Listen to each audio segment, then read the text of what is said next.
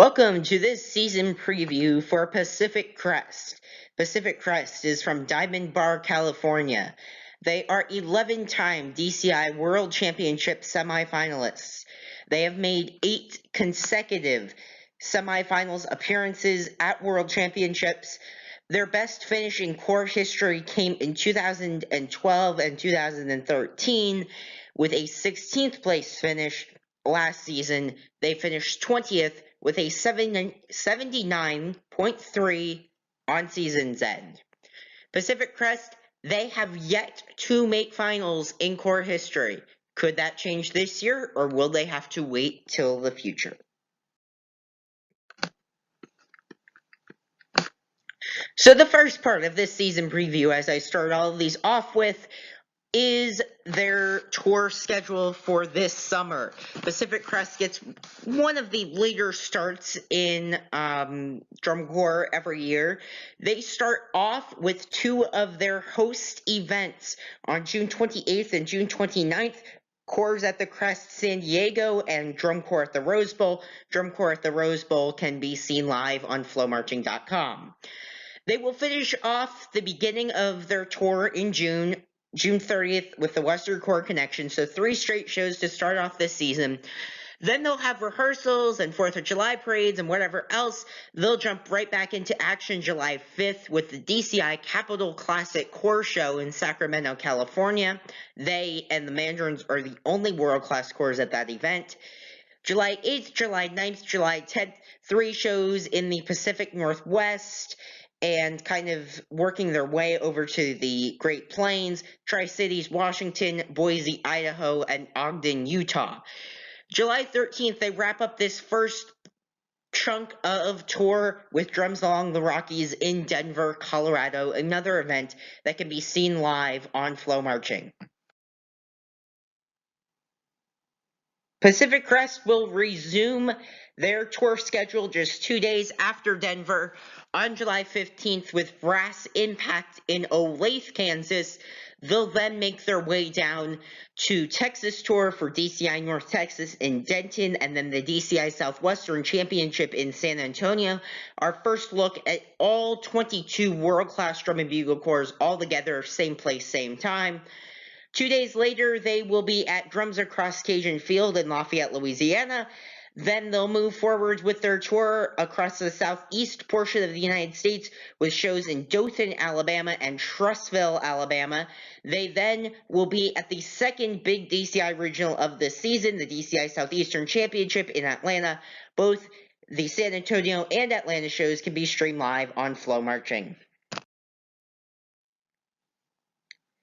And then the final part of Pacific Crest's tour schedule, they will start in Charleston, West Virginia, with Drums Across the Tri-State on July 29th. July 30th, then, Summer Music Games of Southwest Virginia in Salem, Virginia. They'll start off August with Drums Along the Mohawk in Rome, New York. They then will perform at DCI East in Allentown, Pennsylvania on August 3rd. That's the Saturday night of that event. August 5th, they'll be at Lake Erie Fanfare in Edinburgh, Pennsylvania, and then we'll wrap up their 2019 summer tour in Indianapolis, Indiana for the DCI World Championships prelims August 8th, semifinals August 9th, and DCI World Championship finals on August 10th. So the 2019 drum majors for Pacific Crest are listed here. First, Andrea Nordahl, she is the head drum major. She is a double major in math and education at Oregon State University. Amber Cameron is a graduate of Northern Arizona University. She studied a Bachelor of Science in Hotel and Restaurant Management with a minor in Business Foundations. She marched as a trumpet in Pacific Crest in 2017. And finally here, Bianca Dulong. She goes to El Camino College studying kinesiology and athletic training. She will transfer to a university this fall for a bachelor's degree. She marched mellophone in Pacific Crest in 2017 and 2018. So next up, the 2019 main staff for Pacific Crest. These are the individuals from an administrative standpoint, from a design team standpoint, and from the top of the instructional staff ladder that really are making the big decisions for a course production year in and year out. So I'll run down this list here. First up, Stuart Pompel is the executive director of the Pacific Crest organization. Glenn Crosby is program coordinator and director of percussion this season for Pacific Crest. Stephen Estudillo is creative director and visual designer. He marched Pacific Crest and the Cavaliers. He has designed for Bands of America, Winter Guard International, and Western Bands Association ensembles. He designed for WGI Percussion Independent World 2019 silver medalist Pulse Percussion, and also POW Percussion, along with WGI Percussion Scholastic World Champion Chino Hills High School. Jonathan Zuniga is music director and front ensemble and electronics arranger. He marched the Academy, Blue Devils, and RCC Indoor. He currently, or formerly, has worked with George Mason Indoor Percussion, the Academy Drum and Bugle Corps, the Cadets, and also the Blue Stars. Ben Contreras, visual coordinator this season. He marched Santa Clara Vanguard in 1998 and 1999. He also marched Fantasia Winter Guard and Corona. He was a part of Blast and a founder and director of Vox RTM Winter Guard. Brad Green, brass arranger and supervisor for Pacific Crest. He is a composer and arranger for the United States Air Force Heritage of America Band based in Langley Air Force Base in Virginia. He has written soundtracks for numerous different WGI ensembles, including Flanagan World Guard, a high school group from Florida, CGT Dallas, Pride of Cincinnati, Braddock World Guard, and he also performed with Blast. Ezekiel Lancer is battery arranger and composer. Sean Phelan is brass caption head. He is the associate director of bands currently at Robert E. Hendrickson High School in Texas. He marched the Madison Scouts and was the 2012 Jim Jones Leadership Award winner at Drum Corps International World Champions. Brianne Kikuchi is percussion co-caption head, and Nathan Carroll is the other percussion co-caption head. Gabe Escobedo is the color guard caption head, and Rudy Ruiz is visual caption head.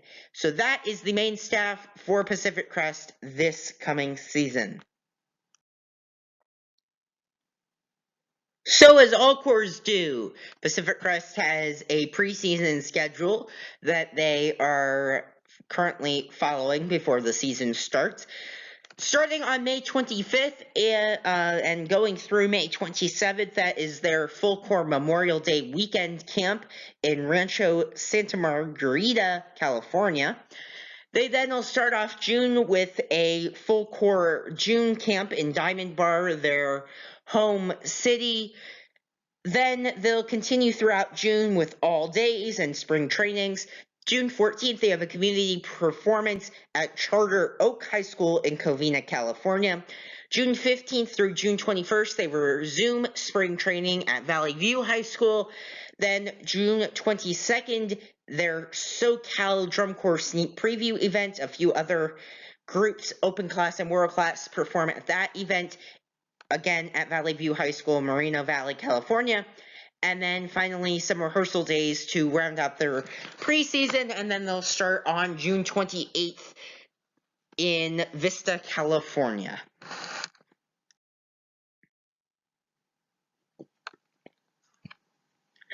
So Pacific Crest's 2019 production is entitled Everglow. Last season, even though the show did not end up placing well, to be honest, I didn't really see this show that many times last season. But the times I did see it, it was a pretty good show. It was somewhat well designed.